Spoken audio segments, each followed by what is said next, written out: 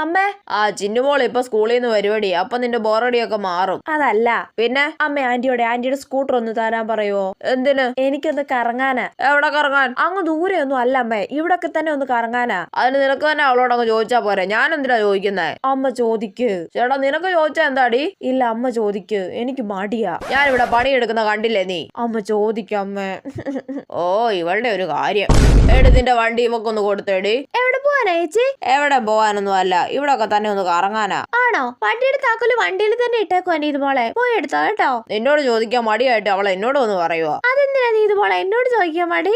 അവൾ അങ്ങനെ ആണെന്നേ. ആരോടില്ല എന്തെങ്കിലും ചോദിക്കണമെങ്കിൽ എന്നോട് ഒന്ന് പറയും. അല്ലെങ്കിൽ നീ ഇതുപോലെ എന്നോട് അങ്ങനെ പണ്ടേ മിണ്ടാറൊന്നും ഇല്ല. അവള് നിന്നോട് മാത്രമല്ലെന്നേ, ഒരേ ആന്റിമാരോടും മിണ്ടാറില്ല അല്ലേടി? ആണോ നീ ഇതുപോലെ?